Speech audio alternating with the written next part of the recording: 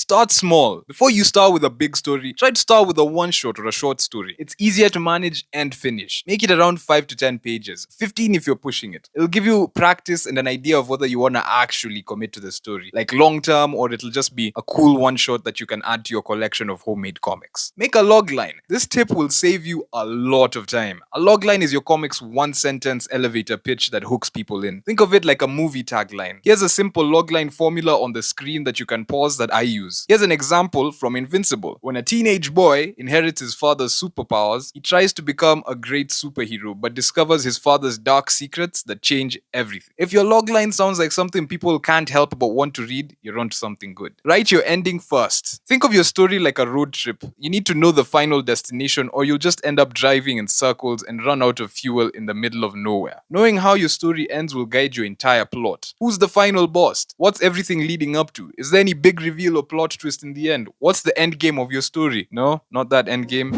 Your end game. Then plan your story backwards. This way you avoid losing your audience. Build a concrete outline. Now that you have a log line and you know your ending, plot out all the events that lead to that ending. Do this before you even start scripting, even if it's loosely. You can use something called the hero's journey, which is a pretty simple formula that almost all good stories use. Just follow that, or try the simpler version, which is the Dan Harmon story circle. Focus on one main theme. Avoid overcomplicating your first comic with too many ideas. I know you're in a rush to make the next cinematic universe with gods and aliens and tech billionaires with robot suits, but you'd be better off just trying one theme first and then experimenting later on. One theme stories can also work. For example, Harry Potter is mostly about magic, even though it's not a comic. So for a comic example, I'll just tell you about mine, which is about insect people, and that's what I mostly focus on in mine. Start world building. If you start understanding the world your characters live in and the rules they have to follow, everything else becomes much easier to plot. Do they live in a world where superheroes exist? Or is it like a world where the elements can be controlled based on the nation you're born into? What's the history of your world? How is the government of this world? This makes it so much easier to do everything in the next tip.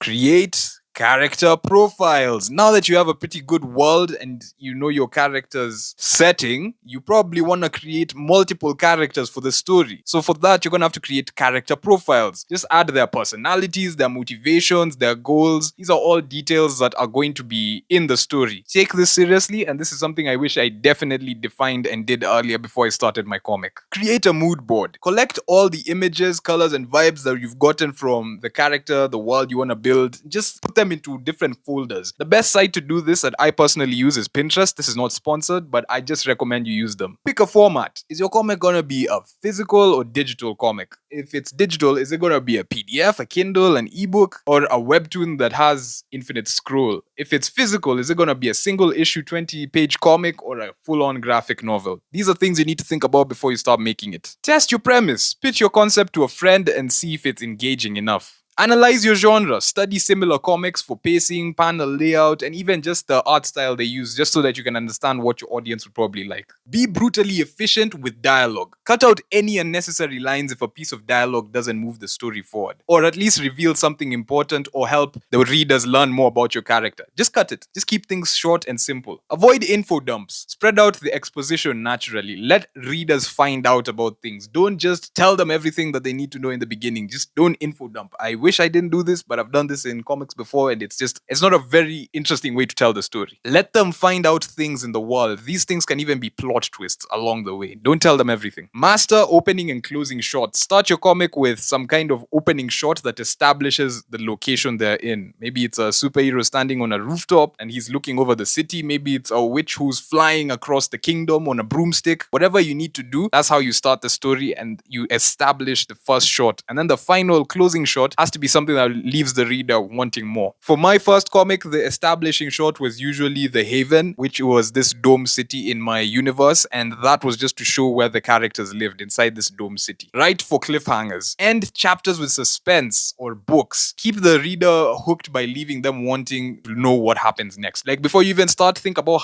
what's this cliffhanger that I'm gonna leave them on. Script in blocks. Start with key dialogue and transitions. Like, just figure out the main things you want. You see all those ideas you had in the shower, that like cool line, that funny scene, or that fight scene that you thought of. Write all that down first before you even start scripting so that you can place it in the script later. Develop subtext. What characters don't say is just as important as what they do say. So use body language and hidden meanings to like add layers to conversations. Don't just tell your like make your character say, "Oh, I'm not fine, I'm not okay." If another character asks them, "Are you okay?" and they say, "I'm fine," but you can clearly see on their face they're uncomfortable, that is subtext. That makes the story so much more engaging and it makes the characters feel way more real. Don't be afraid to subvert tropes. By this I mean like just twist familiar tropes that we're used to in unexpected ways. Surprise readers, give them something fresh. I love what Invincible did with the whole Omni-Man actually is an evil Superman, because like they set him up to look like this good guy. So that's one way of subverting tropes, and it's probably why the show took off so crazily. It's not a must, but it could be a cool thing if you can do something like that in your story. Make each character's voice unique. Each character should speak in a unique, distinct way, whether it's like through their own slang, tone, or style. Just make them recognizable so that anybody can tell exactly who the character is. For example, I know what Rick sounds like because of all the burps he makes. I know what Batman sounds like because of all the growling. I know what Deadpool sounds like. Even if I just read a script, I'd be like, is this Deadpool? Because I'd be able to tell through his character voice. Set personal stakes early. Make it clear what the main character stands to like lose early on in the story. This keeps your readers invested in their journey. Just show what they're bound to lose. What's the conflict could make them lose. Use visual cues for emotion. Body language can say way more than words. Just use subtle visual clues like their posture, their expressions. Show what the character is feeling through their facial expressions, everything. It's similar to subtext, but this one matters in all scenes regardless of subtext. Body language is key. Vary panel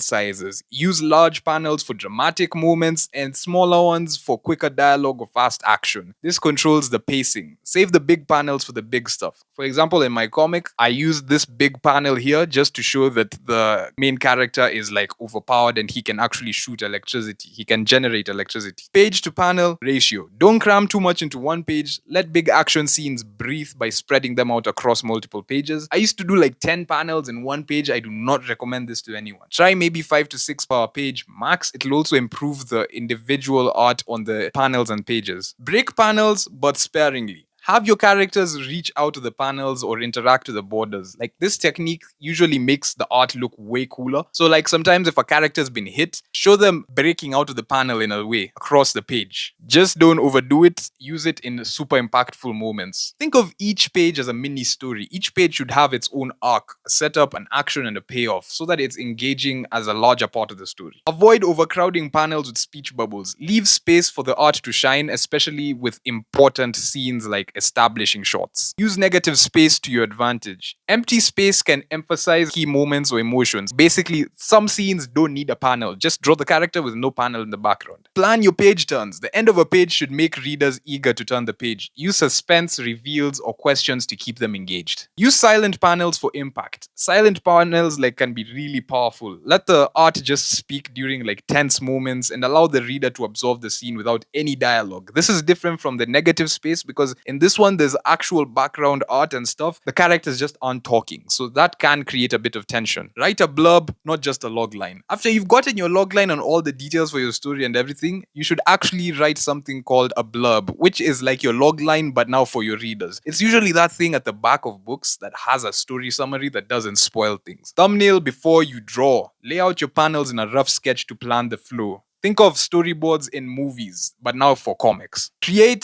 reusable backgrounds. Design basic locations that you can keep reusing across the story to save time. Please do this. Just bank all the backgrounds you need. It'll save you a lot of time. Establish a consistent color palette. Use specific colors in your story so that it can give off the vibe you want. If it's a darker story, try and stick to darker tones. If it's a brighter story, more lighthearted and hopeful, use brighter colors. Simplify character designs. Keep your designs recognizable but easy to draw. Trust me, you're gonna be drawing this character a lot. Use stylization and like exaggeration. For extreme moments, facial expressions and shapes can be used to emphasize emotional or action scenes. So you can mess around with panel sizes and even don't be afraid to mess around with facial expressions and exaggerate them. Although for this one, this also depends on the tone of your story, so be careful how you use it.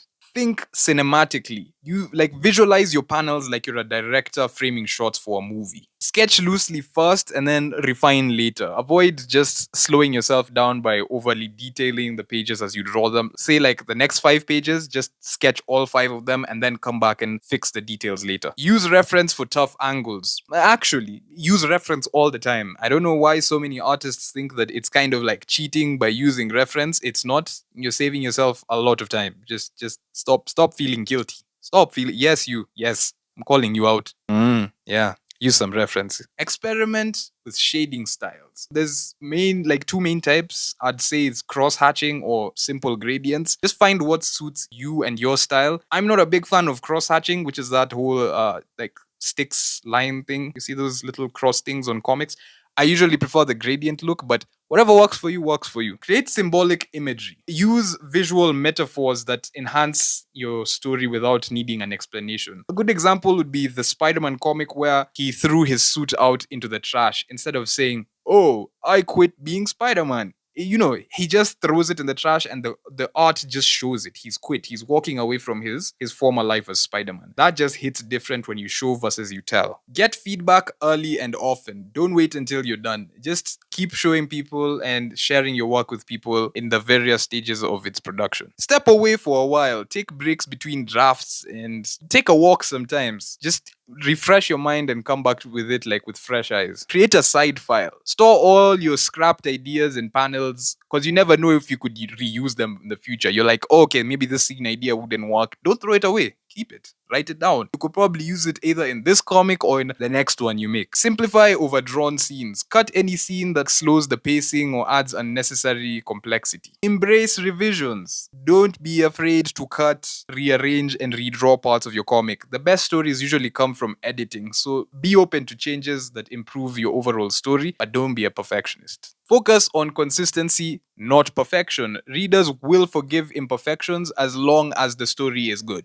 Start with a webcomic platform. I know before I mentioned that you can possibly consider graphic novels or printing, but I would still recommend that you start with something free like Webtoon before you commit to printing because it can get expensive. If you're a straight beginner, then I would highly recommend this. Have a marketing plan from day one. Know how you're going to share your comic, social media platforms, or how you're going to print it. Just that marketing distribution plan really helps you. I talk about my comics here on my YouTube channel, and even that's led to me building a small following for my universe. And the more I talk about it, the more it will grow. So if YouTube is too hard for you, you could try TikTok or you could try IG or you could even do Twitter. Although I would be careful about Twitter because it is definitely troll central and it's been getting pretty bad lately. So just gonna say that. Think about the culture on the app before, because like on Twitter, it's pretty, people can be mean. I'll just say that. That's an understatement. Leave room for growth. Don't expect your first comic to be perfect. You notice how I keep bringing up the whole don't be a perfectionist thing? It's because a lot of us artists and creators tend to think that the first one needs to be perfect. You will be good. You will be good. It's okay to learn and grow. My first comic was pretty bad. My current comics are not as bad as they used to be, and I'm pretty sure in a few years I'll look back and I'll be like, what the hell was I like making? So don't worry, you'll always be growing. Relax. Just keep doing the progression and putting out work. Set a deadline. Stop letting this idea just float around in your head and give yourself a deadline. This also helps with the perfectionism thing. Make sure you hit the deadline. Deadlines make your dream turn into a goal, and that's exactly what you want. Create a power system. How do like powers or the magic in your story work? This is mostly applied to people who are making fantasy, sci-fi, or superhero stories. If you're just doing comedy stuff, that's not necessary. But if you're wondering how to create a power system that makes sense, I have a full video here on my YouTube channel on how I made my own. You can click and watch it here.